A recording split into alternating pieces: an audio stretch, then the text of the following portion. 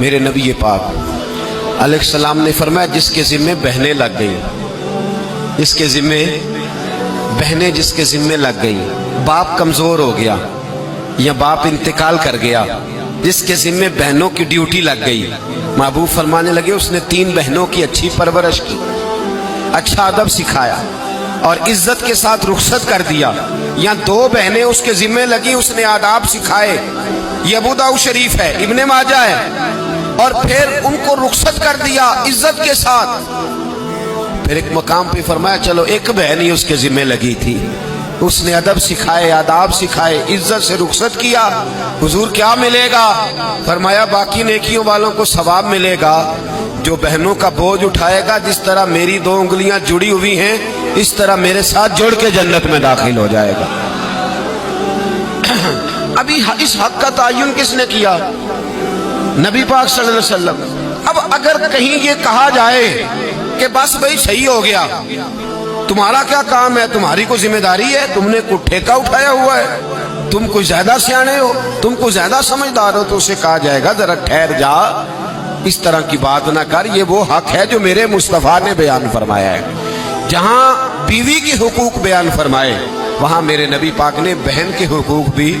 بیان فرمائے۔ دیکھیے نا، جناب ام ہانی حضرت علی کی سگی ہمشیرہ تھی،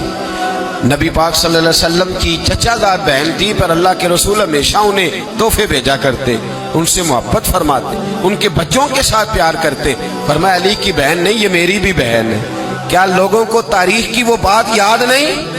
آج میں نے دیکھا ہے بھائی کے پاس شاہ خرچیوں کے لیے بڑے پیسے ہوتے ہیں، بھائی کے پاس بڑا سرمایہ ہے، جب شاہ خرچیاں کرنی ہو، سال کے بعد 2-3 چکر کاغان نران کے بھی لگانے ہو تو اس کے پاس روپیہ ہے، پیسہ ہے، اور اگر اس کی اماں کہہ دے کہ بیٹا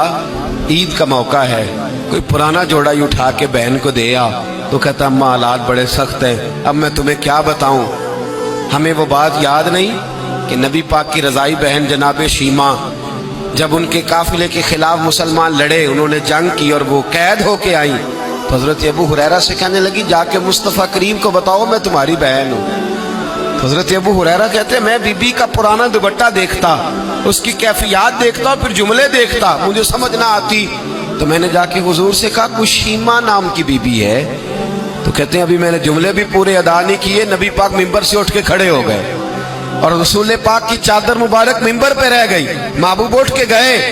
اور پھر جناب شیمہ کو گھر لے گئے اور پھر فرمایا عائشہ کو بلاؤ، فاطمہ کو بلاؤ، سودا رفسہ کو بلاؤ، ان سب سے کہو آؤ دیکھو میری بہن میرے گھر میں آئی۔ یہ رشتوں کا احساس، یہ رشتوں کی کیفیات، یہ درد، یہ سوز، یہ حضور نے ہمیں تعین کر کے دیا، یہ نبی پاک علیہ السلام نے ہمیں بتا کر کے دیا ہے۔ حضور نے ڈھیروں تحفے دیے اور ایسی آفر کی جس کے لیے امت تڑپتی ہے، ترستی ہے۔ حضور نے فرمایا شیمہ اگر تو پسند کرے تو تیرے لیے مدینے میں مکان نہ بنا دوں، اگر تو کہے تو یہاں تیرے لیے مکان نہ بنا دوں، جہاں 70,000 فرشتے روز سلامی دینے آتے، یہاں تیری پکی رہائش نہ کر دوں؟ عرض کی یا رسول اللہ میرے خامند کا گھر، میرے بچوں کا گھر، جہاں میں بیاہی گئی، جن کے حقوق آپ نے بیان فرمائے، میں وہاں جانا چاہتی ہوں۔ حضور نے ڈھیروں تحفے دے کے رخصت کی۔